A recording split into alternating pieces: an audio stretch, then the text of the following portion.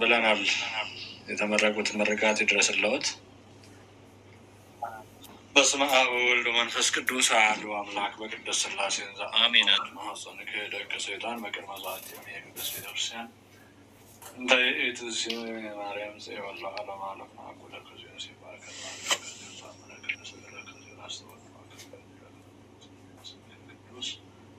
እሰግድ ለከ ወዘለከ ይሰግድ ኩሉ ብርኩ ለከ ይትቀነይ ኩሉ ልሳነ እንተ ውእቱ አምላከ አማኑቱ እግዚአብሔር ስሙ ነገሥት አምላክ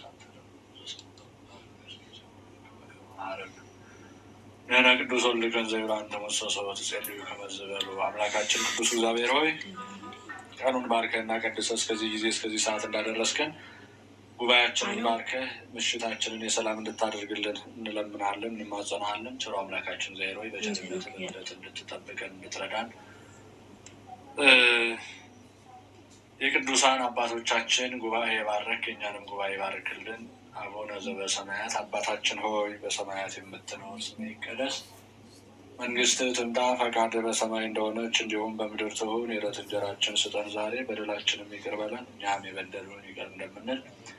አቤቱ ወደ ፈተናም አታግባን ከክፉ ሁሉ አድነን እንጂ መንግስት ያንተ ናትና ኃይል፣ ክብር፣ ምስጋና ለዘላለሙ አሜን። እመቤታችን ቅድስት ድንግል ማርያም ሆይ በመልአኩ በቅዱስ ገብርኤል ሰላምታ ሰላም እንልሻለን። በሀሳብሽ ድንግል ነሽ፣ በስጋሽም ድንግል ነሽ። የአሸናፊ እግዚአብሔር እናት ሆይ ሰላምታ ላንቺ ይገባሻል። ከሴቶች ሁሉ ተለይተሽ አንቺ የተባረክሽ ነሽ፣ የማኅፀንሽ ፍሬ የተባረከ ነው። ጸጋን የተመላሽ ቅድስት ሆይ ደስ ይበልሽ፣ ልዑል እግዚአብሔር ከአንቺ ጋር ነውና ከተወደደው ልጅሽ ከጌታችን ከመድኃኒታችን ከኢየሱስ ክርስቶስ ዘንድ ይቅርታንና ምሕረትን ለምኝልን ኃጢአታችንን ያስተሰርይልን ዘንድ ለዘላለሙ አሜን። ክብር ምስጋና ይሁን አንድ አምላክ ለሆነው ለአብ ለወልድ ለመንፈስ ቅዱስ ዛሬም ዘወትርም እስከ ዘላለም ድረስ ይቆያል።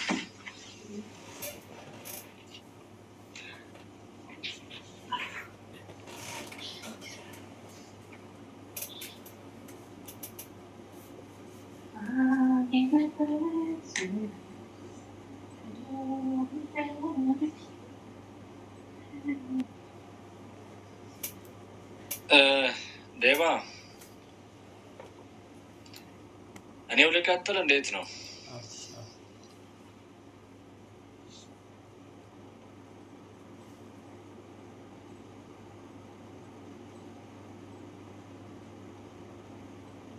የኔ ነው መድረኩ። ዴባ እየተሰማ አይደለም። ሚውት ላይ ነህ እንዴ?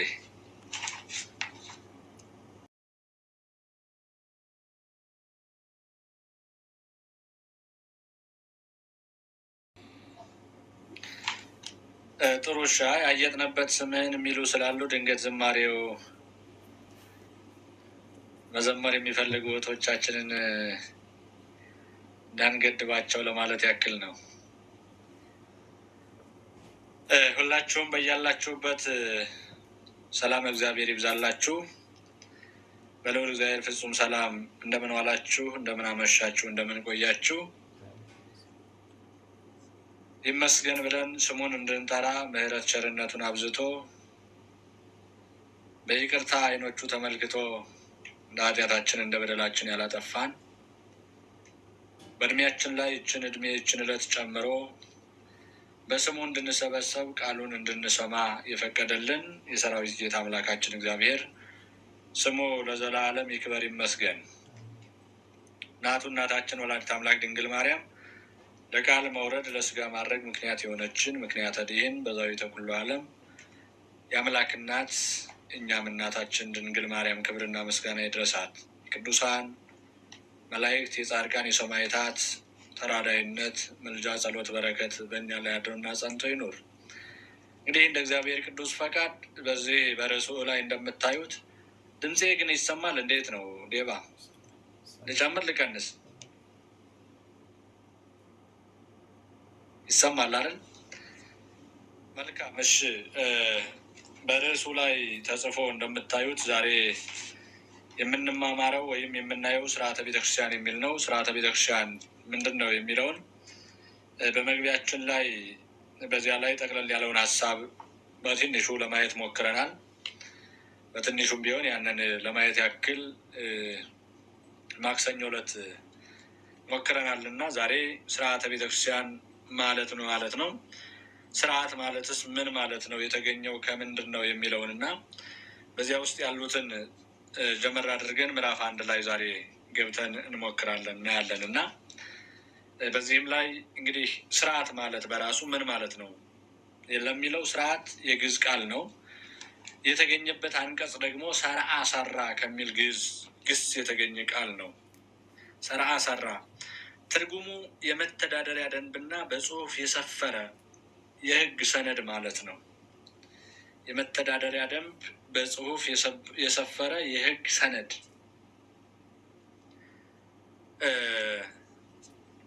እየጻፋችሁ ከሆናችሁ ድንገት የምትጽፉ ካላችሁ እንዳልፈጥንባችሁ መያዝ የምትፈልጉት ከዚህ ላይ ብላችሁ በጽሁፍም ማሳየት ትችላላችሁ።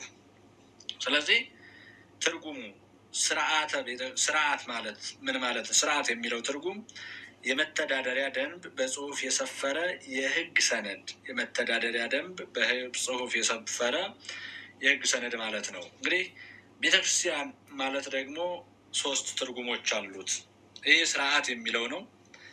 ቤተክርስቲያን በራሱ 3 ትርጉሞች አሉት። ቤተክርስቲያን የሚለው የመጀመሪያው ትርጉም የምዕመናን አንድነት ማለት ነው። ሁለተኛው የክርስቲያን አካል ማለት ነው። ወይም ሀ ለሐመር ውሃ ብላችሁ መያዝ ትችላላችሁ። ሀ ለሐመር ውሃ ብላችሁ ለመያዝ እንዲመቻችሁ ቤተክርስቲያን ማለት የቤተክርስቲያን ትርጉም። ምክንያቱም የምንማረው ይሄ የምታዩት ስርዓተ ቤተክርስቲያን የሚለው ነው። ስርዓት የሚለውን ነግሬያቸዋለሁ። ሰርዓ ሰራ ከሚለው ግስ የተገኘ ሲሆን ትርጉሙ የመተዳደሪያ ደንብና በጽሁፍ የሰፈረ የህግ ሰነድ ማለት ነው። የመተዳደሪያ ደንብ አለ፣ በጽሁፍ የሰፈረ የህግ ሰነድ አለ። ይህ ስርዓት የሚለው ብቻ ነው። ቤተክርስቲያን የሚለው ራሱን ችሎ 3 ትርጉም አለው። አንደኛው ወይም ሀ የምዕመናን አንድነት፣ ለ የክርስቲያን አካል፣ ሐመረ ውሃ ህንጻ ቤተክርስቲያን ማለት ነው። ቤተክርስቲያን ማለት ቤተክርስቲያን 3 ትርጉሞች አሉት። ሀ የምዕመናን አንድነት፣ ለ የክርስቲያን አካል፣ ሐመረ ውሃ ደግሞ ህንጻ ቤተክርስቲያን። ህንጻ ቤተክርስቲያን። ስለዚህ በዚህ በይበልጥ አንዳንድ ሰዎች የሚሰናክሉበት ለፊደል ላይ ያደረግኩት የክርስቲያን አካል የሚለው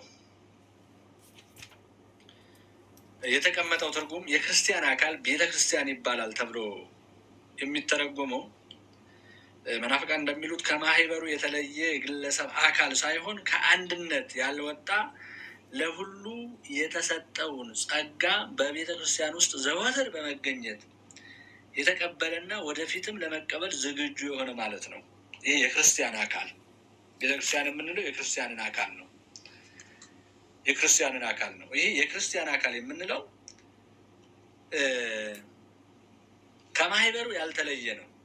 ከማህበሩ ያልተለየ የግለሰብ አካል ሳይሆን ከማህበሩ የተለየ የግለሰብ አካል ሳይሆን ከአንድነት ያልወጣ ለሁሉ የተሰጠውን ጸጋ በቤተ ክርስቲያኑ ውስጥ ዘወትር በመገኘት የተቀበለና ወደፊትም ለመቀበል ዝግጁ የሆነ ማለት ነው። ወደፊትም ለመቀበል ዝግጁ የሆነ ማለት ነው። የትኛው? ይህ የክርስቲያን አካል። አሁን ለምንድን ነው ከዚያ ጋር ያመጣሁት ይህን የለየውላቸው? የክርስቲያን አካል ስንል ምን የሚሉ አሉ? አንዳንድ ከኛ የተለዩ የእምነት ተቋማት ኢየሱስን የግል አዳኝ አድርገህ ተቀበለው የሚል አባባል አለ የምትሰሙት። እና ይህኛው ትርጉም ግን የክርስቶስ አካል ብለን ቤተክርስቲያን የሚለውን ትርጉም በራሱ የክርስቶስ አካል ብለን ስንተረጉመው በቤተክርስቲያን ትርጉም ምን ማለት ነው? ከማህበሩ የተለየ የግለሰብ አካል ሳይሆን ከአንድነት ያልወጣ ለሁሉ የተሰጠውን ጸጋ፣ ለሁሉ ክርስቲያን የተሰጠውን ጸጋ በቤተክርስቲያን ውስጥ ዘወትር በመገኘት የተቀበለና ወደፊትም ለመቀበል ዝግጁ የሆነ ማለት ነው። ጸጋ ምን ማለት ነው ከተባለ ስጦታ የትኛው ነው? ቤተክርስቲያን የምትሰጠውን ስጦታ። ለምሳሌ የክርስቶስ ቅዱስ ሥጋና ክቡር ደም፣ ከክርስቶስ ጋር አንድ የምንሆንበት ጥምቀት፣ በማመን የምናገኛቸው ተሳትፎ፣ አያችሁ፣ እነዚህ በጸጋ የሚሰጡን ናቸው። ከማን የሚሰጡን? ከእግዚአብሔር የሚሰጡን። ይህን የሚቀበል የክርስቲያን አካል ቤተክርስቲያን ይባላል። የጸጋውን ስጦታ ከምዕመናኑ ከህብረቱ ሳይለይ በህብረቱ ውስጡ ነው። በህብረቱ እዚህ ከህብረቱ አንድነት ሆኖ ይህን የጸጋ ተሳትፎ ማግኘት የሚችል ይህ አካል ያለው ነው። የክርስቲያን አካል ብለን የምንጠራው ይህን አካል የያዘ ነው። ጸጋውን በቤተክርስቲያን ውስጥ ሆኖ ቤተክርስቲያን በጸጋ የምትሰጣቸውን ስጦታዎች ይሄ ማለት በነፃ ያለ ዋጋ በድካም ሳይሆን በችሮታ ይሄ የእኛን ድካም የእኛን መበሳቆር የእኛን መውደቅ አይቶ ሳይሆን በሱ ምሕረት በሱ ቸርነት የሚሰጠን ከዚያ ልጅ የምንሆንበት ደሙን አፍስሶ ስጋውን ቆርሶ የሰጠን ክርስቶስ። ስለዚህ ይህን የሚያገኘው በቤተክርስቲያን ውስጥ ቤተክርስቲያን የምትሰጠውን ጸጋ በአጠቃላይ በነፃ የሚታደለውን ስጦታ የሚያገኝ ክርስቲያን የክርስቲያን አካል ነው። ይህ አካል ይህን ነው እና ብዙዎች የግል አዳኝ እንደዚህ ነው ብዙ ሰዎች ስለሚሰናከሉበት ነው ይህን ለይቼ ማሳያችሁ። ይህ ማለት ነው። ይህን ሶስቱን ይዛችሁልኛል ብዬ አምናለሁ። ስለዚህ በዚህ ውስጥ የምናያቸው 5 ነገሮች አሉ።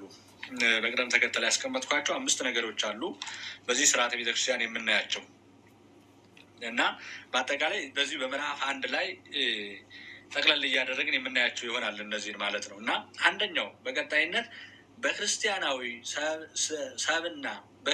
ስብዕና ውስጥ በግላዊነትና ማህበራዊነት ስለሚሰራው ስጋዊና መንፈሳዊ ህይወት ጥበቃ ነው።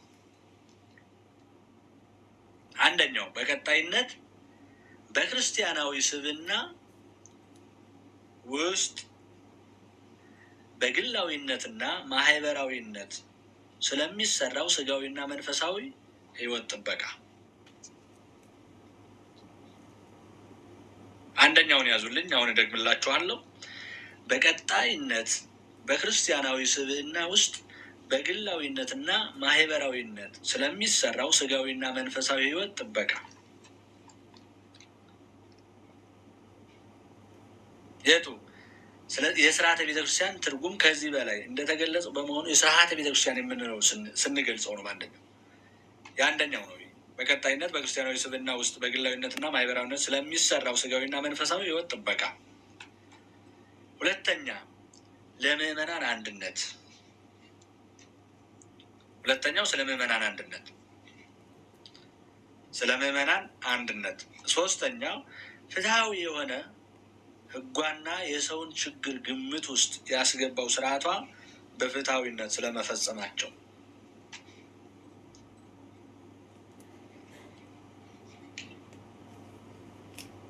ሶስተኛው ፍትሃዊ የሆነው ህጓና የሰውን ችግር ግምት ውስጥ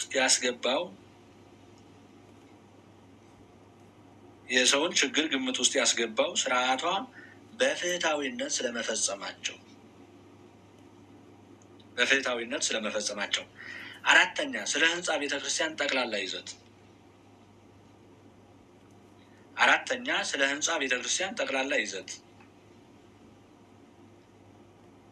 ቤተክርስቲያን ጠቅላላ ይዘት። አምስተኛ ቅዱሳን አባቶች የጻፏቸውን መጻሕፍት የወሰኗቸውን ውሳኔያትና የሰሯቸውን ቀኖናዎች ያመለክታል። ቅዱሳን አባቶች የጻፏቸውን መጻሕፍት የወሰኗቸውን ውሳኔያትና የሰሯቸውን ቀኖናዎች ያመለክታል። የሰሯቸውን ስርዓቶችና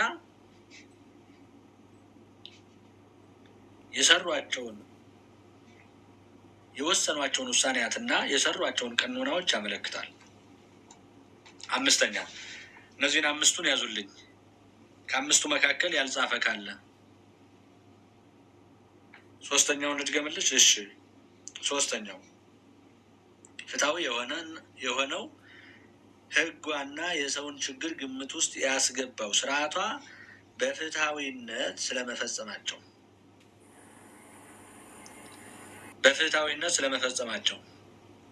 አምስተኛ ቅዱሳን አባቶች የጻፏቸውን መጻሕፍት የወሰኗቸውን ውሳኔያትና የሰሯቸውን ቀኖናዎች ያመለክታል። ቅዱሳን አባቶች የጻፏቸውን መጻሕፍት የወሰኗቸውን ውሳኔያትና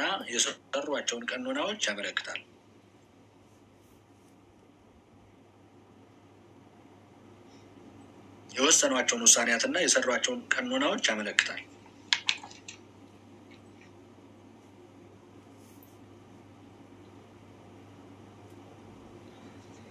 እሺ ሁላችሁም ከአንድ እስከ አምስት ከጻፋችሁ ከዚህ በላይ የተዘረዙት የሌሎች ስርዓታት መገኛ ህግ ሲሆን የህጉ አፈጻጸም ዝርዝር ሁኔታ ደግሞ ስርዓት ይባላል።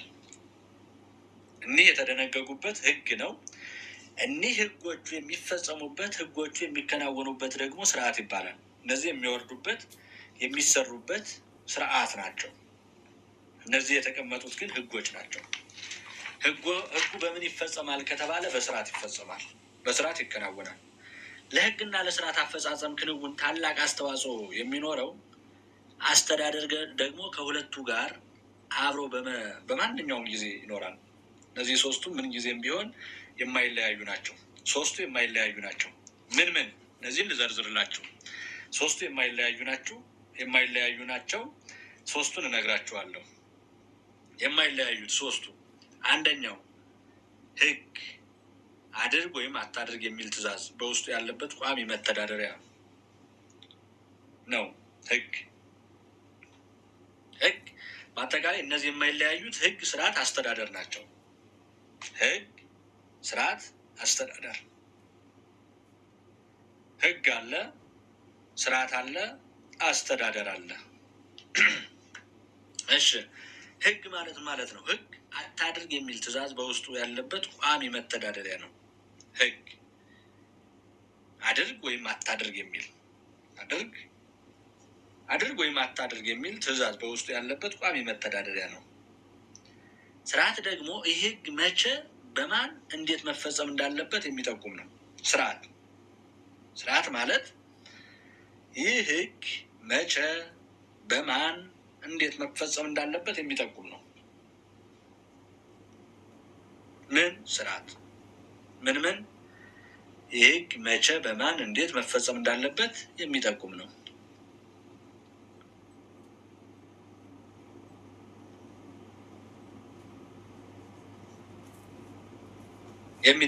እሺ ምንቱ የእግዚአብሔር ይስጥልን፣ እንደሱ እያገዘ ነው። እሱም አስተዳደር እንዲሁ ሰውን በመግባባትና ስልጣንን በማጋራት እነዚህ ሁለት ሁኔታዎች የሚፈጸሙበት ስልት ነው። አስተዳደር እነዚህን ሁለቱን ምን ብለናል? ህግና ስርዓት አሉ። ህግ አድርግ አታድርግ የሚሉ በውስጡ ቋሚ መተዳደሪያ ያለው ነው። ስርዓት ደግሞ ህጉ መቼ በማን እንዴት መፈጸም እንዳለበት የሚጠቁም ነው። ስርዓቱ ምን መቼ በማን እንዴት መፈጸም እንዳለበት። አስተዳደር ማለት ምን ማለት ነው? አስተዳደር ደግሞ እንዲሁ ሰውን በማግባባትና ስልጣንን በማጋራት እነዚህ ሁለቱ ሁኔታዎች የሚፈጸሙበት ስልት ነው። እነዚህን ሁለቱን አስማምቶ አጣምሮ አያይዞ አንዱን ከአንዱ ሳይነጥል ሳይለይ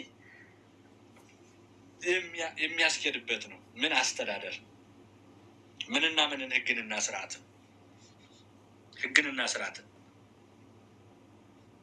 ሰውን በማግባባት ስልጣንን በማጋራት እነዚህ ሁለት ሁኔታዎች የሚፈጸሙበት ስልት ነው።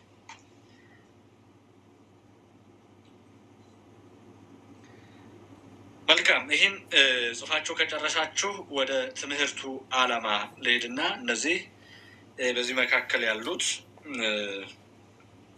ወደ ዝርዝር ሁኔታዎች እንገባለን። እንግዲህ የዚህ ትምህርት ዓላማ መንፈሳዊ አገልግሎት ማስፋፋትና የአምልኮ መፈጸሚያ የሆኑት ንዋያተ ቅድሳት ጥቅምና ትርጉም ለይቶ ማሳወቅ ነው። በዋናነት የስርዓተ ቤተክርስቲያን የትምህርቱ ዓላማ እነዛ እስካሁን የዘረዘርናቸው ይዘቶቹ ናቸው። በውስጡ የምናከናውናቸው የምናደርጋቸው ይዘቶቹ ናቸው። በዚህ ደግሞ የትምህርቱ ራሱን የቻለ ዓላማ አለው። የዚህ ትምህርት ዓላማ ምንድን ነው ከተባለ መንፈሳዊ አገልግሎትን ማስፋፋትና የአምልኮ መፈጸሚያ የሆኑትን ንዋያተ ቅድሳት ጥቅም ትርጉም ለይቶ ማሳወቅ ነው። የሆኑትን የአምልኮ መፈጸሚያ የሆኑትን ንዋያተ ቅድሳት እያንዳንዱ እንዴት፣ በምን፣ መቼ፣ በዚያ ላይ የስርዓት ህግ ብለናል። መቼ በማን እንዴት መፈጸም እንዳለባቸው፣ እነዚህ ደግሞ እንዴት በምን በመቼ ሰዓት መጠቀም እንዳለብን የቤተክርስቲያን ንዋያተ ቅድሳት እያንዳንዱ እናያለን። በዚያም መካከል ደግሞ መንፈሳዊ አገልግሎትን ማስፋፋትና የአምልኮ መፈጸሚያ የሆኑ እነዚህ ንዋያቱን በእያንዳንዱ በዝርዝር የምናይበት ነው እና እንግዲህ በመሆኑ በዚህ መጽሐፍ ውስጥ እያንዳንዱ የምናያቸው ነገሮች ቢኖሩ አንደኛ ስለ ቤተክርስቲያን አሰራር በውስጧ ስለሚገኙ ንዋያት ነው። ቤተክርስቲያን ስለ ቤተክርስቲያን አመሰራረት በውስጧ ስለሚገኙት ንዋያት፣ ቤተክርስቲያን እንዴት ትመሰረታለች፣ በማን ትመሰረታለች፣ ማን ያከናውናታል ያደርጋታል የሚለውን እናያለን። በዋናነት ስለ ቤተክርስቲያን ስናይ ቤተክርስቲያን ብለናል። ከነዚያ ምንድነው ሶስት ነገር አይተናል እና የምዕመናን አንድነት የሚለው የምዕመናን አንድነት አለ።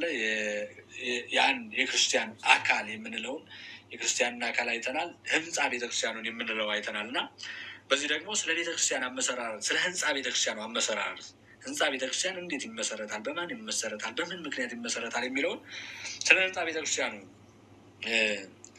ከብሉይ ወይም ከአዲስ ኪዳን ጀምረን ሳይሆን ከህገ ልቦና ጀምሮ እንዴት ነበር ከአዳም ጀምሮ የወረደበትን የተገኘበትን ከህገ ልቦና ወደ ኦሪት ከኦሪት ወደ አዲስ ኪዳን የመጣበትን እንዴት መጣ እንዴት ተገኘ የሚለውን በውስጡ ስለ አመሰራረቱ ስለ ቤተክርስቲያን አመሰራረት እያንዳንዱ እናያለን።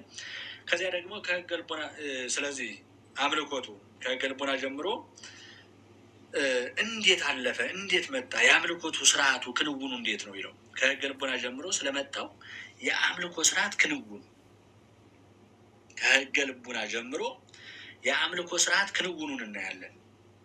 ከማን ከህገ ልቦና። ህገ ልቦና ስንል ማን ማለታችን ነው? ከአዳም ጀምሮ የመጣውን የአምልኮ ስርዓቱን ክንውኑን እናያለን። ሌላው ስለ ስርዓተ ቅዳሴና ስለ ስርዓተ ማህሌት እናያለን። በዚህ በስርዓተ ቤተክርስቲያን ውስጥ ስለ ስርዓተ ቅዳሴና ስለ ስርዓተ ማህሌት፣ ስርዓተ ቅዳሴ ምንድን ነው፣ ስርዓተ ማህሌት ምንድን ነው፣ ይህን በአንድ ላይ ስለ ክንውኑ እናያለን። ሌላው የምናየው ስለ ሰባቱ ምስጢራተ ቤተክርስቲያን እናያለን። ሰባቱ ምስጢራተ ቤተክርስቲያንን እነዚህን በዝርዝር እናያለን። ሰባቱ ምስጢራተ ቤተክርስቲያን፣ ሰባቱ ምስጢራት ምን ምን ናቸው፣ እንዴት ይፈጸማሉ፣ እንዴት ይከናወናሉ የሚለውን በስርዓት ውስጥ በስርዓት ክንውን ውስጥ እንዴት እንደሚሰሩ እንዴት እንደሚከናወኑ ስለ ምስጢራቱ እናያለን። ከዚያ በመጨረሻ በመንፈሳዊ ሕይወት ውስጥ ታላቅ ቦታ ስለሚሰጣቸው ጾም፣ ጸሎት፣ ስለ ስግደትና የበዓላት አከባበር በመጠኑም ቢሆን ተዘርዝሮ እነዚህን እናያቸዋለን ማለት ነው። ይህን ያሳየዋቸዋለሁ። አሁን በዚህ የትምህርቱ ዓላማ በትምህርቱ ውስጥ የምናያቸው የትምህርቱ ራሱን የቻለ ዓላማ አለው። መንፈሳዊ አገልግሎትን ማስፋፋት ነው። በመንፈሳዊ አገልግሎት ውስጥ የምንጠቀምባቸውን ንዋያተ ቅድሳት እንዴት እንጠቀምባቸዋለን፣ እንዴት እናገኛቸዋለን፣ እንዴት እናከብራቸዋለን የሚለውን በዚያ ውስጥ እያንዳንዱን ማየት ነው። በዚያ መካከል ደግሞ በዚህ በቤተክርስቲያን ውስጥ የምንፈጽማቸውን ስርዓታት ቤተክርስቲያን ከተመሰረተችበት ጊዜ ጀምሮ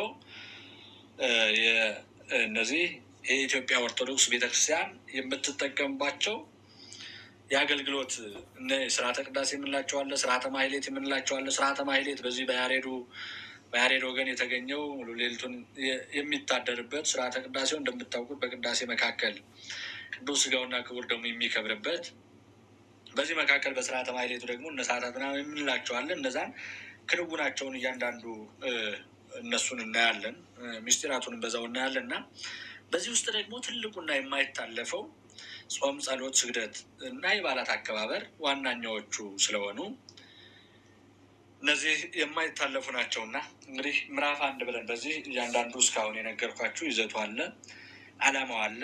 በዚህ በዓላማ ውስጥ ደግሞ ዘርዝረን የምናያቸውን ስለ ቤተክርስቲያን አመሰራረት ከሕገ ልቦና ጀምሮ ስለመጣው የአምልኮ ስርዓት፣ ስለ ስርዓተ ቅዳሴና ስርዓተ ማህሌት፣ ስለ ሰባቱ ምስጢራት፣ በመንፈሳዊ ሕይወት ውስጥ ታላላቅ ቦታ ስለሚሰጣቸው ጾም፣ ጸሎት፣ ስግደት፣ የበዓላት አከባበር የምንላቸውን በዚህ መካከል የምናይ ይሆናል። በዋናነት እንግዲህ ቀዳሚት ሕግ ወስርዓት የሚለውን ይህን ያዙልኝ። በምዕራፍ 1 ላይ የምንጀምረው ቀዳሚት ሕግ ወስርዓት። ቀዳሚት ሕግ ወስርዓት እንግዲህ ቀድማ የነበረች የተገኘች ሕግና ስርዓት ከተገኘችበት ጊዜ ጀምሮ የማትቋረጥ የማትበጠስ የማትጠፋ እዚህኛው ዓለም እስከ ወዲያኛው ዓለም የምንሄድባት የምንኖርባት ስርዓት ማለት ነው። ይቺ ስርዓት ይህ ስርዓተ ቤተክርስቲያን በነገራችን ላይ በምድር ላይ የሚቀር አይደለም። በሰማይም የምንመራበትና የምንኖርበት ስርዓት ነው። ስለዚህ ይህን ስርዓት ይዘን ነው የምንሄደው የምንጓዘው ይህን ስርዓት እና በእውነት እንደዛ ከሆነ እኔም ቶሎ ቶሎ ሄዳለሁ። ምን እግዚአብሔር ያክብርልኝ። እየጻፍክ ነው አንተ። እንደዛ የምትጽፍ ከሆነ የቀሩት ከሱ መጻፍ ስለሚችሉ እኔ እንደ ጽሁፍ መጻፍ የምትፈልጉ እንዳትዘገዩ እያልኩኝ ትንሽ ወደኋላ እያልኩ ስለሆነ እንደዚህ ከጻፋችሁልኝ እኔ ወደፊት እሄዳለሁ። ጥሩ ነው አይደል? ይሰማል? አዎ፣ ከፈጠንኩባችሁም ያዝልን እዚህ ላይ በሉኝ፣ አመልክቱኝ እና በዚህ መካከል ቀዳሚት ሕግ ወስርዓት። እግዚአብሔር የስርዓትና የሕግ ባለቤት በመሆኑ ፈጥሮ ያለ ሕግ የተወው አንድ ፍጡር የለም። ይልቁንም የሰውን ልጅ የፍጥረት ገዥና ቁንጮ በመሆኑ ከአራቱ ባህርያት ፈጥሮ በልጅነት አክብሮ ገነት ሲያስገባው ለጊዜው ሰነድ ወይም ጽሑፋዊ ሕግ ባይኖርም በሚችለው መጠን እርሱንና ከአብራኩ የሚወጡ ልጆች ሁሉ ይመሩበት ዘንድ በተፈጥሮ ስርዓት ሊተላለፍ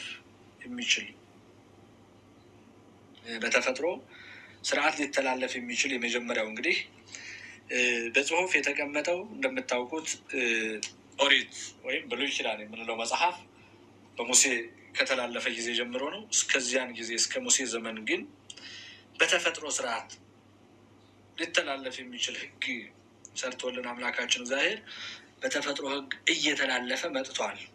በተፈጥሮ ሕግ ሕይወቱን መነሻና መድረሻ ምህዋር አድርጎ የሚገዛ አእምሯዊ ሕግ ወይም ሕገ ልቡና ተሰርቶለታል ማለት ነው። ያችሁ ይሄ በተፈጥሮ ስርዓት ሊተላለፍ የሚችል የምንለው በተፈጥሮ ሕግ ሊተላለፍ የሚችል ብለን የምንጠራው ምንድን ነው ከተባለ ይህ ሕግ በተፈጥሮ የሚተላለፈው ሕይወቱን መነሻና መድረሻ ምህዋር አድርጎ የሚገዛ አእምሯዊ ሕግ ወይም ሕገ ልቦና ተሰርቶለታል። ይሄ በሕገ ልቦና ነው ይሄ ስርዓት እየተላለፈ የመጣው። ያ በሕገ ልቦና ሲመራ የነበረው በሕገ ልቦና ይከናወን የነበረው በሕገ ልቦና ይፈጸም የነበረው ነው በኦሪት የተጻፈው። ለዚያ ነው ሕገ ልቡና ሕገ ኦሪት ስትመጣ ሕገ ልቡና አልጠፋም፣ አልተሻለም። ይሄ ማለት ነው ያ በተፈጥሯዊ ሲተላለፍ የነበረው ሕግ ነው በጽሁፍ የተቀመጠው በአይን እንዲታይ እንዲነበብ ሰዎች አንብበው ተምረው መመራት እንዲችሉበት የሆነው የት የነበረው ያ በሕገ ልቦና የነበረው በተፈጥሯዊ ሕግ ይመጣ በተፈጥሯዊ ሕግ እየወረደ በተፈጥሯዊ ሕግ እየተሳበ የመጣው ማለት ነው።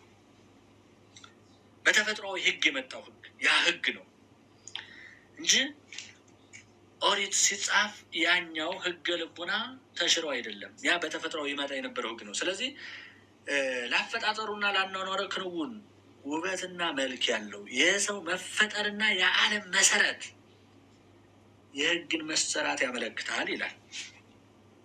የሕግን መሰራት የሚያመለክተው ላፈጣጠሩና ላኗኗሩ ክንውን ውበትና መልክ ያለው የሰው መፈጠርና የዓለም መሰረት የሕግን መሰራት ያመለክታል። የምንን መሰራት? የሕግን መሰራት ያመለክታል። ምንና ምን? ላፈጣጠሩና ላኗኗሩ ክንውን ውበት መልክ ያለው የሰው መፈጠርና የዓለም መሰረት መመስረት የሰው መፈጠርና የዓለም መመስረት ለምን? የሕግን መሰራት ያመለክታል። ሆኖም ግን ፍጹም እውቀትና የህይወት እስትንፋስ ያልተሰጣቸው በደመ ነፍስና ያለ ደመ ነፍስ፣ ይህ ማለት በትእዛዙና በመላእክት ረዳትነት የሚመላለሱ የፈጣሪያቸውን ትእዛዝ ጠብቀው እየኖሩ የሚሄዱ በምን? በበላይነት፣ በነፃ ፈቃድ፣ በልዩ እውቀት። እነዚህ በሶስት ነገሮች እነዚህ አሁን ያልናቸው ፍጹም እውቀትና የህይወት እስትንፋስ ያልተሰጣቸው ማለት ነው። ፍጹም እውቀትና የህይወት እስትንፋስ ያልተሰጣቸው በደመ ነፍስና ያለ ደመ ነፍስ በትእዛዙ በመላእክት ረዳትነት የሚመላለሱ የፈጣሪያቸውን ትእዛዝ ጠብቀው እየኖሩ ያሉ መዝሙር 147 ቁጥር 6 ላይ ያሉ ናቸው።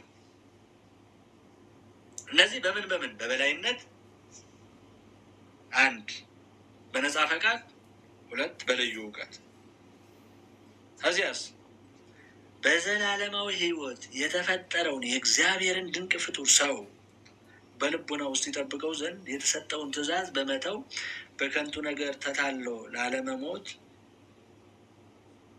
ተፈጠር እያለ ለዘላለም በራሱ እንዳይድን ሆኖ ሞቷል። በዚህ የሰው ልጅ የአእምሮ ድካም የተነሳም ያው አንዱ ሕግ ከልቡናው ወደ ወረቀት ላይ ጽሑፍ ወርዷል ማለት ነው። ከልቡና ወደ ወረቀት ጽሑፍ ላይ ወርዷል። በምን እነዚህ በበላይነት 1 በነጻ ፈቃድ 2 በልዩ እውቀት እዚህ ያሉ በበላይነት በነጻ ፈቃድ በልዩ እውቀት ከዚያስ ከዚህ ለየት ያለው ደግሞ በዘላለማዊ ሕይወት የተፈጠረው የእግዚአብሔር ድንቅ ፍጡር ሰው በምን የተፈጠረው በዘላለማዊ ሕይወት የተፈጠረው የእግዚአብሔር ድንቅ ፍጡር ሰው የእግዚአብሔር ድንቅ ፍጡር ይገርማል። የሰው አፈጣጠር በዘላለማዊ ሕይወት ነው የተፈጠረው ይሄ ደግሞ የተፈጠረው የእግዚአብሔር ድንቅ ፍጡር ነው። የእግዚአብሔር ድንቅ ፍጡር ተብሎ የተጠራው ሰው ነው። እነዚህ በትእዛዙና በመላእክት ረዳትነት የሚመላለሱ ፈጣሪያቸውን ትእዛዝ ጠብቀው እየኖሩ ያሉ ተብለው የተጠበቁት በበላይነት በነጻ ፈቃድ በልዩ እውቀት ተብለው ተቀምጠዋል። የበላይነት አላቸው፣ ነጻ ፈቃድ አላቸው፣ በልዩ እውቀት አለ። ይሄኛው ግን የሰው ልጅ በሚለው በዘላለማዊ ሕይወት የተፈጠረው የእግዚአብሔር ድንቅ ፍጡር ሰው በልቡና ውስጥ ይጠብቀው ዘንድ የተሰጠው ትእዛዝ በመተው በከንቱ ነገር ተታሎ ላለመሞት ተፈጥሮ እያለ የተፈጠረው ላለመሞት ነው። ላለመሞት ተፈጥሮ እያለ ለዘላለም በራሱ እንዳይድን ሆኖ ሞቷል። ያውም አሟሟቱ የተፈጠረው ለዘላለም እንዳይሞት ነው። የሞተው ግን በራሱ እንዳይድን ሆኖ ነው። የሰው ልጅ በራሱ እንዳይድን ሆኖ ስለሞተ ነው።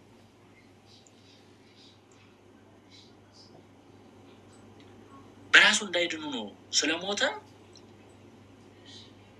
ብዙ ቅዱሳን ተነስተዋል። ክርስቶስ ከመምጣቱ በፊት በዚህ በዘመነ ነቢያት ከአዳም ጀምሮ የመጡ ራሳቸውን ገዝተው ስጋቸውን ወድተውና ጎስመው ነፍሳቸውን ለማዳን ብዙ ተሰቃይተዋል፣ ብዙ መከራ ጸንቶባቸዋል። ነገር ግን የሰው ልጅ ያመጣው ሞት በራሱ መዳን የማይችልበት ሞትን ስላመጣ በራሱ መዳን የማይችልበትን ሞት ስላመጣ የዚያ ሁሉ ነቢያት ደም፣ የዚያ ሁሉ ቅዱሳን ጩኸት፣ የዚያ ሁሉ እረፍት አልባው ውጣ ውረድ ሊያድነው አልቻለም። ማንን? ሰውን። ምን ካለው? ከዚያ ከመጣበት ሞት። ማን ካመጣው? የሰው ልጅ በራሱ ያመጣው ሞት። የተፈጠረው ድንቁ ነው። የተፈጠረው በዘላለማዊት ነው። የእግዚአብሔር ድንቅ ፍጡር ሰው ነው። በልቦና ውስጥ ይጠብቀው ዘንድ የተሰጠው ትእዛዝ በመተው በከንቱ ነገር ተታሎ ላለመሞት ተፈጥሮ እያለ ለዘላለም በራሱ እንዳይድን ሆኖ ሞቷል ይላል። በዚህ የሰው ልጅ የአእምሮ ድካም የተነሳ ያው አንዱ ሕግ ከልቦና ወደ ወረቀት ላይ ጽሑፍ ወርዷል ማለት ነው። ከልቦና የነበረው ወደ ወረቀት ወርዷል፣ በጽሑፍ ተቀምጧል። ወደ ወረቀት ስንል ብሉ ይችላል። በይበልጥ ቀድማ የተገኘችው ይች 5ቱ ብሔረ ኦሪት የምንላቸው የሙሴ መጻሕፍት 5ቱ ብሔረ ኦሪት 5ቱ የሙሴ መጻሕፍት የተገኙበት ከጊዜ በኋላ ማለትም ከ5500 ዓመታት በኋላ በራሱ ጊዜ ሐዲስ ኪዳን የነበረው የኦሪት ሕግ አስረጅቶ በሐዲስነት ለዘላለም የሚኖር የሰውን የመጀመሪያ ዕድል የሚመልስ ሌላ አዲስ ሕግ ስላስፈለገ ይህን አዲስ ሕግ 3 ዓመት አስተምሮ በስጋውና ደግሞ ማህተምነት አትሞና በእውነት አጽድቆ የጸሎተ ሐሙስ ከናፈጻጸሙ ለዓለም ሁሉ ተሰጥቶ ስርዓተ ቤተክርስቲያን ተብሎ የተሰየመው ክንውን የዚህ ስጦታ አፈጻጸም ነው ይላል። የዚህ ስጦታ አፈጻጸም ነው። እንግዲህ ያ በሕገ ልቡና በተፈጥሯዊ ማንነት እየወረደ እየተወራረደ ይመጣ የነበረው ሕግ ያ የሰው ልጅ አይምሮ እየዘነጋ በልቡ እየሳተ የአባቶቹን አምልኮት እየረሳ እግዚአብሔርን ትቶ ጣዖት እያመለከ ከእግዚአብሔር ሕግ ወጥቶ የሰይጣንን ሕግ እየተከተለ ከአባቶቹ ተለይቶ በሌላ መንገድ እየተንቀሳቀሰ ያ አይምሮ እየዘነጋ ልቡ እየሳተ ጆሮ ከማዳመጥ እየተዘጋ ይሄ በይበልጥ እነዚህ እኛ በመንፈሳዊ ሕይወት ውስጥ 10 የስሜት ሕዋሳቶች ነው ያሉ። ይህ በስጋዊ ወይም በሳይንስ ነው የምታውቋቸው 5 የስሜት ሕዋሳቶች ብለን የምንጠራቸው እኔ የሚንቀሳቀሱት በላይ የሚታዩት ናቸው። እኛ ደግሞ በላይ እንዳሉን ሁሉ 5 የውስጥ የስሜት ሕዋሳቶች አሉ። ይህ ማለት የውጭ አይናችን ማየት እየቻለ እየበራ የውስጥ አይናችን ተመልክቶ መንፈሳዊ አገልግሎትን ማገልገል፣ መንፈሳዊ ፍላጎትን መፈጸም፣ ቅዱስ የሆነውን የእግዚአብሔርን ቃል በውስጥ ማስቀመጥ ካልቻለ የላይኛው ብቻ በሚናገረው ሕይወት ማግኘት አይቻልም። ስለዚህ እነዚህ ሰዎች የመንፈሳዊ ዝለት እየገጠማቸው የመርሳት ሕጉን የመተው ሕጉን የመዘንጋት እየመጣባቸው ሲሄድ ያ በሕገ ልቡና ይተላለፍ የነበር ወደ ወረቀት ወረደ።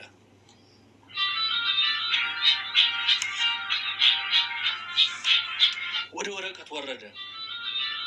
በምን? በሕገ ልቡና የነበረው። ከዚያ በኋላ ያ ደግሞ ከሙሴ ጀምሮ እስከ 5500 ዘመን ሲፈጸም ያ ብሉይ ኪዳን ብለን እንጠራው የነበረው ያ ብሉይ ኪዳኑ ላይ ሐዲስ ኪዳንን ጨመረ። ማን? መድኃኔዓለም ክርስቶስ። መድኃኔዓለም ክርስቶስ። ስለዚህ በእነዚህ በሕጉና በስርዓቱ መሰረት ከሕገ ልቡና ሕገ ኦሪት፣ ከሕገ ኦሪት ሕገ ወንጌል፣ እነዚህ 3 ሕጎች ተሰጥተዋል። ሕገ ልቡና በሕገ ልቡና ላይ፣ ሕገ ኦሪት በሕገ ኦሪት ላይ፣ ሕገ ወንጌል እነዚህ 3ቱ ተሰጥተውናል።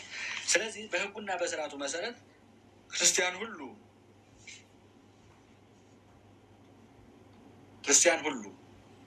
በእነዚህ በ3ቱ ሕግጋት በምን? በሕገ ልቡና፣ በሕገ ኦሪት፣ በሕገ ወንጌል በ3ቱ ሕግጋት ጸሎት ለማድረስ ዘላለማዊ ምግብ ለመመገብ የእግዚአብሔርን ሕግ ለመማር ለእነዚህ 3 ነገሮች ዘወትር ወደ ቤተክርስቲያን ይሄዳሉ።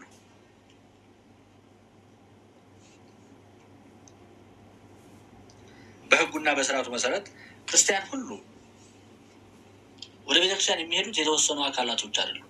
ሁሉም ክርስቲያን ወደ ቤተክርስቲያን እንዲሄድ ይታዘዛል። በስርዓተ ቤተክርስቲያን ሁሉም ክርስቲያኖች ምን ለማድረግ? አንደኛ ጸሎት ለማድረስ፣ ሁለተኛ ዘላለማዊ ምግብ ለመመገብ፣ ሶስተኛ የእግዚአብሔርን ሕግ ለመማርና እነዚህን 3ቱን ነገሮች ለማከናወን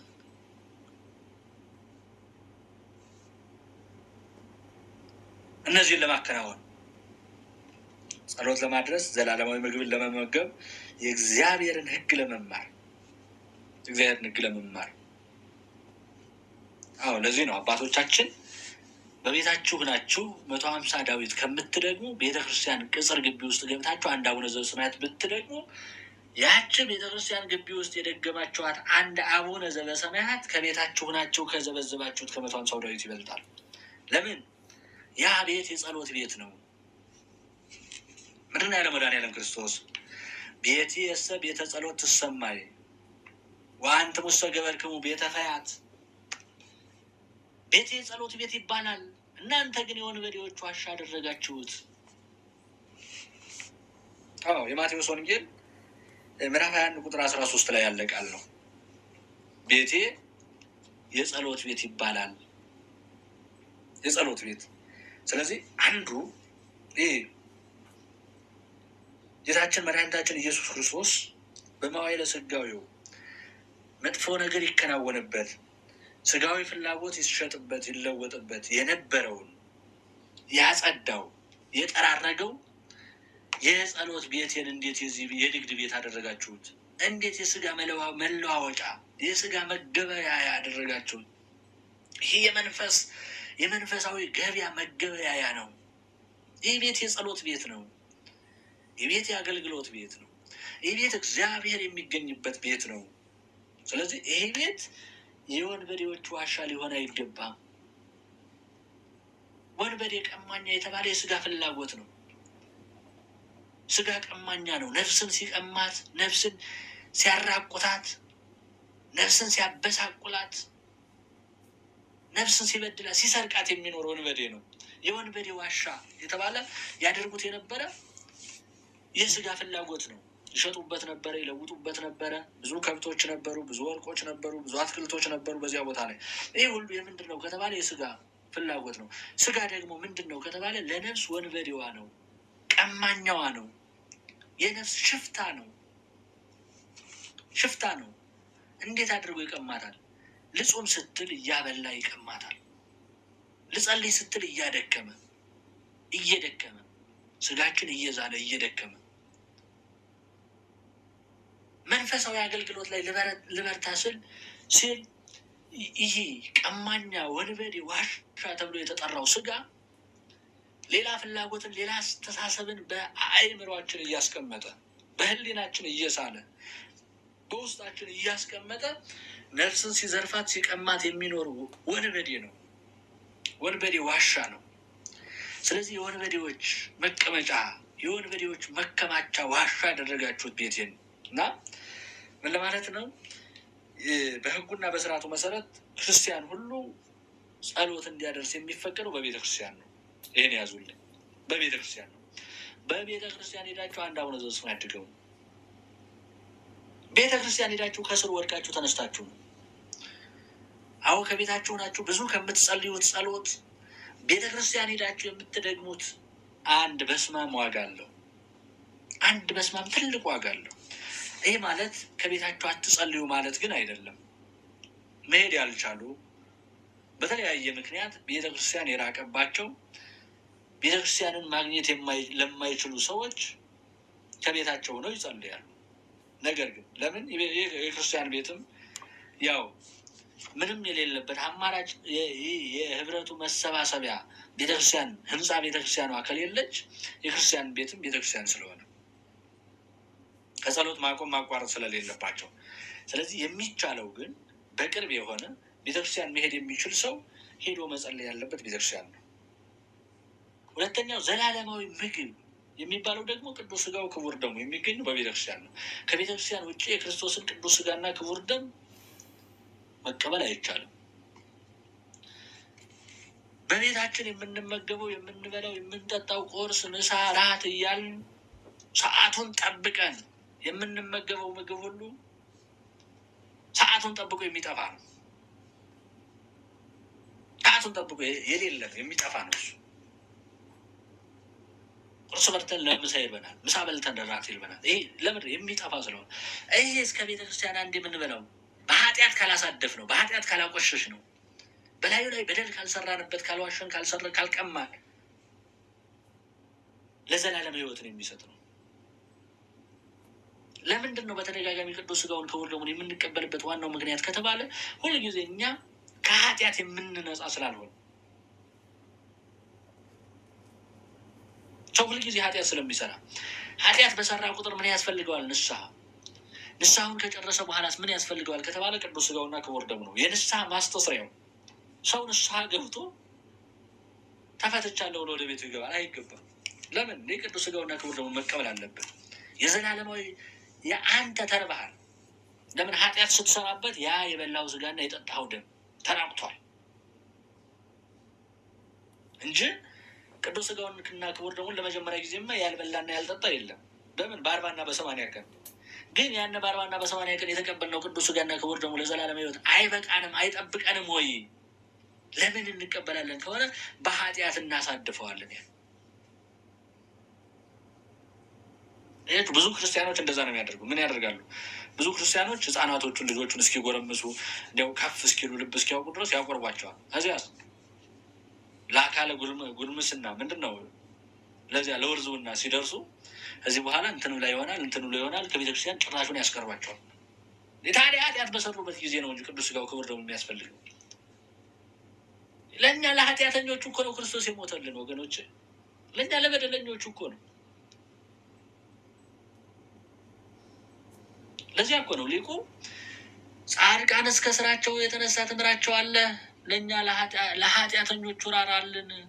ለእኛ ለበደለኞቹ ለተዳደፍ ነው፣ ለእኛ በኃጢአት ለወደቅ ነው፣ ለእኛ በኃጢአት ለተበሳቆል ነው፣ ለእኛ ይህ በኃጢአት ለወደቅ ነው፣ ለእኛ ነው ቅዱስ ሥጋውና ክቡር ደሙ ወገኔ የሚያስፈልገው ለእኛ ነው። ስለዚህ ቅዱስ ሥጋውን ክቡር ደሙን ተቀብለን ያሰርተነው የነበረው ኃጢአት ተደምስሶ እንደገና ልጆች እንሆናለን። እንደ 40 እና 80 ቀኑ ልጅነት እናገኛለን። ከዚያስ የዘላለምን ሕይወት ያሰጣል። ያችሁ ረሃብ የሌለበት ምግብ ማለት ነው ቅዱስ ሥጋውና ክቡር ደሙ። መጠማት የሌለበት መጠጥ ማለት የክርስቶስ ቅዱስ ደም ነው፣ ክቡር ደሙ ነው።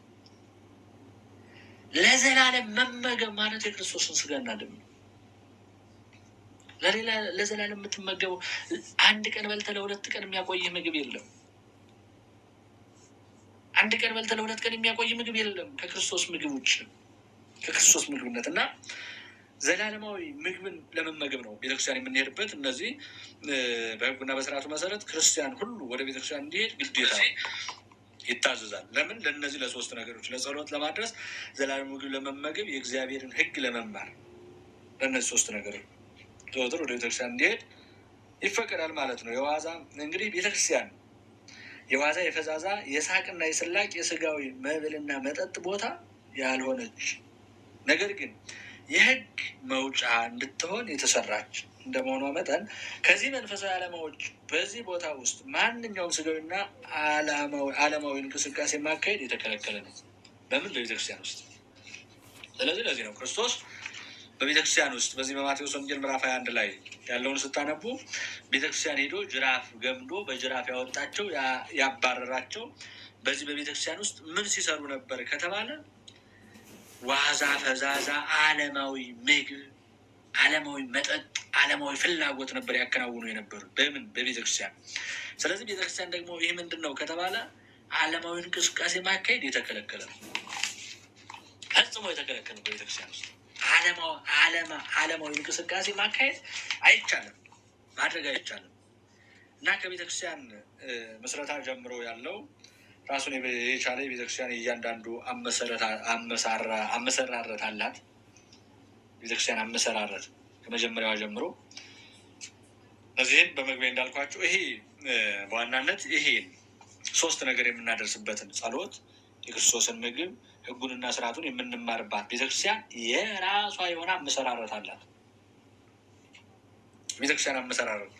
ስለዚህ ስለ ቤተክርስቲያን አመሰራረት ልንገራቸውና ዛሬ ስንት ደቂቃ ወስጃለሁ? እስካሁን ጊዜውን ጨርሼ እንዳላንዛዛባችሁ 40 ደቂቃ 50 ደቂቃ ማለት ነው። እስኪ በድምፅ ንገረኝ።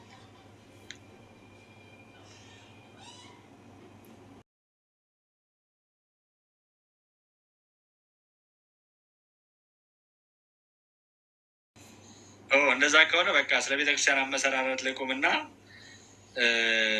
እንደዚያ ከሆነ በጣም ተላለፍኩ፣ ሄድኳ፣ አበዛውባችሁ። 10 ደቂቃ ልጨምር፣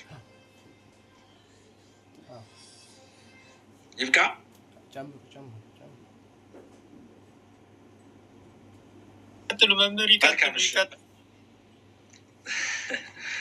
እሺ፣ አይ ሰዓታችሁን ፈጀውባችሁ፣ ጨረስኩባችሁ። 45 ደቂቃ ምናምን ስለነበረ ከ40 ደቂቃ በላይ ከሆነ ደግሞ ተናጋሪ እንኳን ግድ የለም፣ ግን ሰሚ ይሰለቻል እና ጆሮ ደካማ ነው። እሺ፣ በዋናነት ከቤተክርስቲያን ምስረታ ጀምሮ የቤተክርስቲያንን ጉልላት እስከሆነው ስጋውና ደሙ ድረስ ያሉ ማዕቀቦች አሉ በዚህ በቤተክርስቲያን ውስጥ። በዋናነት ግን ስለ ቤተክርስቲያን አመሰራረት ልንገራችሁ። ቤተክርስቲያን የሚሰራው በሀገረ ስብከት ኤጲስቆጶስ ፈቃድ ብቻ ሲሆን ነገር ግን ተደፋፍሮ ተሳስቶ ያለ ኤጲስቆጶሱ ፈቃድ ቤተክርስቲያንን ቢሰራ ቤተክርስቲያን የሚሰራው አንደኛ ቤተክርስቲያን የሚሰራው ያዙልኝ፣ ቤተክርስቲያን የሚሰራው በሀገረ ስብከቱ ኤጲስቆጶስ ፈቃድ ብቻ በሀገረ ስብከቱ ኤጲስቆጶስ ፈቃድ ብቻ ነው ቤተክርስቲያን የሚሰራው። በሀገረ ስብከቱ ኤጲስቆጶስ ማለት ነው በሀገረ ስብከቱ ሊቀ ጳጳስ ፈቃድ ቤተክርስቲያን ይሰራል። ከዚያ ውጭ ግን ተደፋፍሮ ተሳስቶ ያለ ኤጲስቆጶሱ ፈቃድ ቤተክርስቲያን ቢሰራ ሁለት ነገሮች አይደረጉበትም። ይህን ያዙልኝ። ያለ ኤጲስቆጶሱ ፈቃድ ወይም ያለ ጳጳሱ ፈቃድ ቤተክርስቲያን ቢመሰረትና ቢሰራ ሁለት ነገሮች አይከናወኑበትም።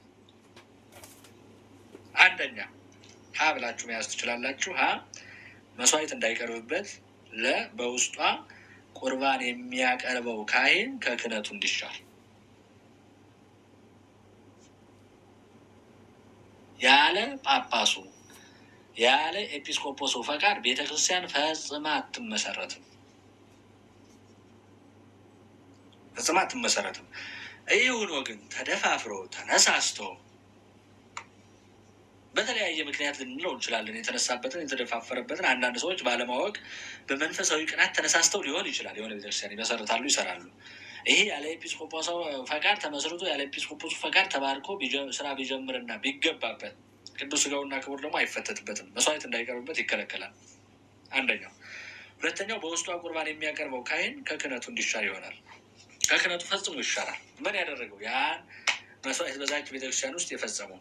ስለዚህ ቤተክርስቲያን ያለምን ፈቃድ አይመሰረትም ከሆነ ቤተክርስቲያን በሀገረ ስብከቱ ኤጲስቆጶስ ፈቃድ ብቻ ነው የሚመሰረተው በኤጲስቆጶሱ ፈቃድ ብቻ ነው። ሁለተኛ የቤተክርስቲያን መሰዊያ ቢሰበር ወይም ቢፈልስ፣ ቢሰደድ፣ ቢጠፋ ማለት ነው፣ ቢማረክ ዳግመኛ እንዲባረክ። ይህ ማለት ተባርኮ ሊሆን ይችላል፣ ጠፍቶ ሊሆን ይችላል። በሆነ ጊዜ ቢገባ ልክ አዲስ ንዋያተ ቅድሳት ወደ ቤተክርስቲያን ሲገባ እንደሚባረከው ያ ለአገልግሎት ተሰይሞ የነበረው ንዋያተ ቅድሳት ጠፍቶ ወይም ተማርኮ ከነበረበት ተመልሶ ሲመጣ ይባረካል። እንደምን? እንደ አዲስ። ይህ ለአገልግሎት የሚውል ንዋያተ ቅድሳት ነው። ሶስተኛ ታቦት ከቦታ ቢዘዋወር ማለት ነው። እንደነበረው እንደ እስራኤል ልጆች ታቦት ከቦታ ወደ ቦታ የሚዘዋወር ሆኖ እንዲሰራ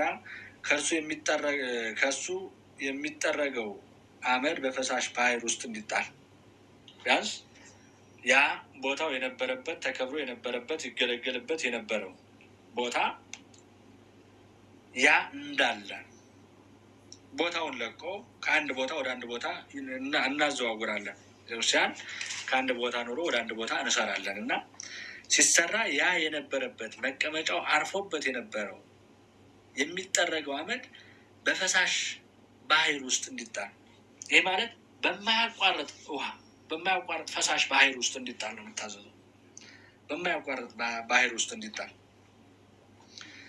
ሌላው ከተባረከ የቤተክርስቲያን ዕቃ ወገን የሆነውን ሁሉ የወርቅ የብር ገንዘብ ቢሆን ሰው በቤቱ ሊሰራባቸው የማይገባ እንደሆነ ይህ ተደርጎ በተገኘም ሕግን ማፍረስ ስለሆነ ከቤተክርስቲያን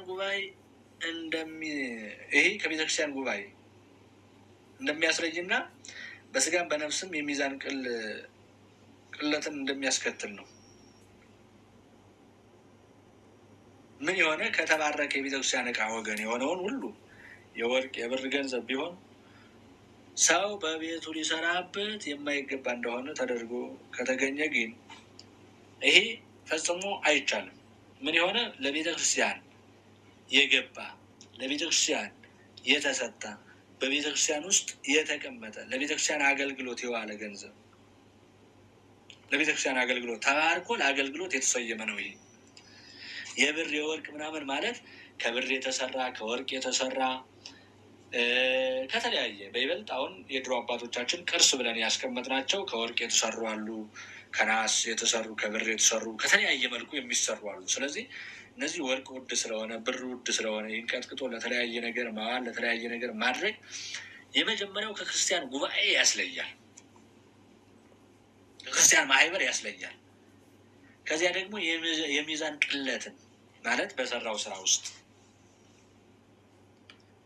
የሰራው አገልግሎት ብዙ ሊሆን ይችላል። ይሄ ግን ቅለትን ዋጋ ያሳጠዋል። ዋጋ ያሳጣዋል ይህን ማድረግ። ከዚያም በላይ በስጋም በነፍስም ቅጣት አለበት ማለት ነው፣ ያስቀጣል። ሌላው ከተቀደሰች ቤተክርስቲያኖች በማንም ቤት መስዋዕት እንደማይሰዋ ያው ከተቀደሰች ቤተክርስቲያኖች በማንም ቤት መስዋዕት እንደማይሰዋ ይሄ በይበልጥ እንዲያው በተለያየ ቤተክርስቲያን በሌለበት በተቸገሩ ሆነው እንኳን ያ ተባርኮ በኤጲስቆጶሱ ተባርኮ ያ ለሌላ አገልግሎት የነበረው ቤት ተባርኮ ምን ብሎ ነው እንጂ ዝም ብሎ ከየትኛውም ክርስቲያኖች ቅዱስ ስጋውን ክቡር ደሙን አጥተው ተራቁተው ከእግዚአብሔር ተለይተው እንዳይኖሩ ተብሎ መስዋዕት አይሰዋም።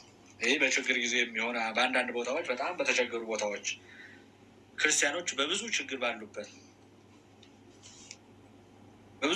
ባሉበት እንዲያው ከቅዱስ ስጋው ከክቡር ደሙ ተራቁተው ተለይተው እንዳይኖሩ ብለው አንዳንድ አባቶቻችን የሚያደርጉት ይኖራሉ። ይህ ማለት ቤተክርስቲያን በሌለበት ቦታ ግን ከተቀደሰች ቤተክርስቲያኖች በማንኛውም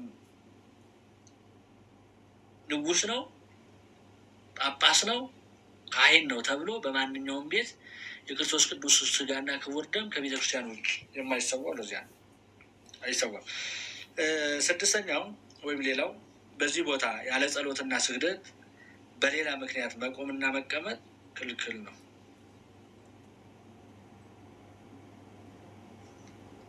ያለ ጾም ያለ ጸሎት በዚህ ቦታ ያለ ጸሎትና ስግደት በሌላ ምክንያት መቆምና መቀመጥ ክልክል ነው። ያለ ጸሎትና ስግደት ይቅርታ፣ በዚህ ቦታ ያለ ጸሎትና ስግደት በሌላ ምክንያት መቆም መቀመጥ ክልክል ነው። በምን? በቤተክርስቲያን ውስጥ። አሁን ስለ ቤተክርስቲያን ነው እያወራን ያለ ነው። በቤተክርስቲያን ስለሚከናወነው ስለሚደረገው በቤተክርስቲያን ውስጥ በዚህ ቦታ ያለ ጸሎትና ስግደት በሌላ ምክንያት መቆም መቀመጥ ክልክል ነው።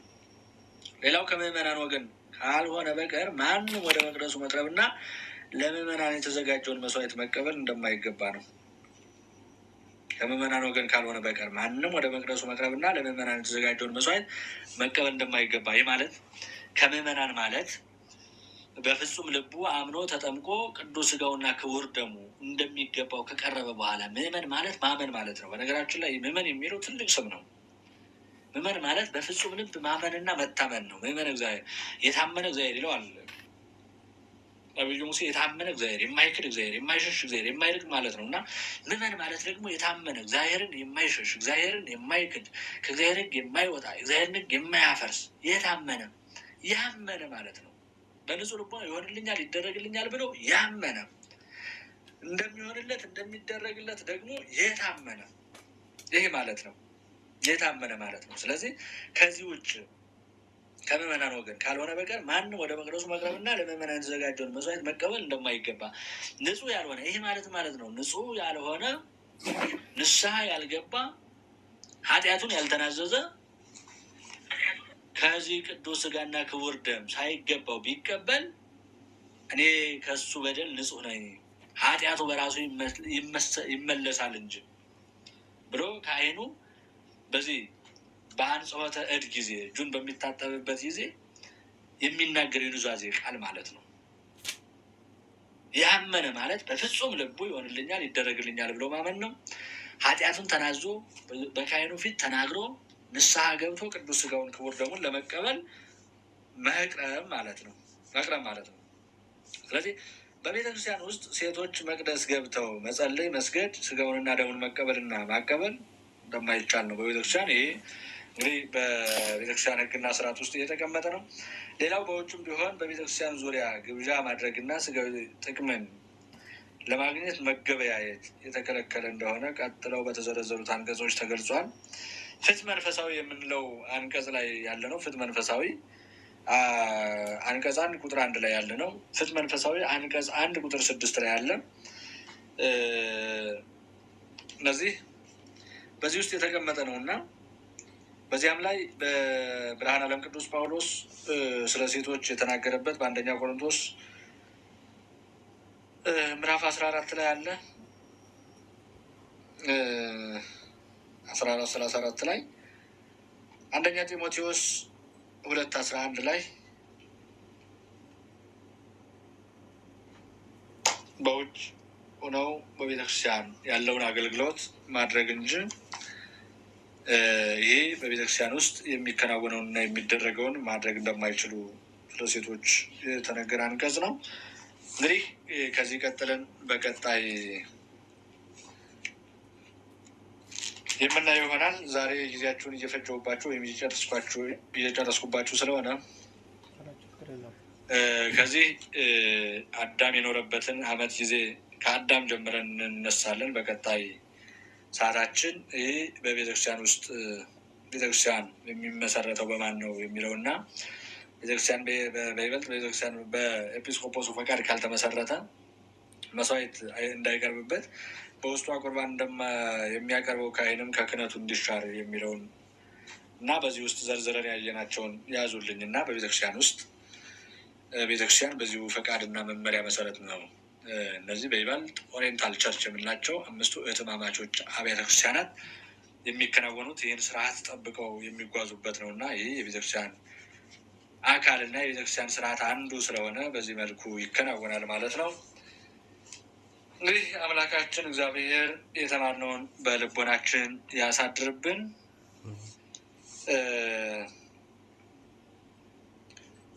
በዚሁ እንጨርስና አምሳለ ቤተክርስቲያን በዘመነ አበው የሚለውን በቀጣይ እናያለን። በቀጣይ የምናየው አምሳለ ቤተክርስቲያን በዘመነ አበው የቀጣይ የትምህርታችን ርዕስ የሚሆነው ይህ ነው። ይህን ያዙልኝ።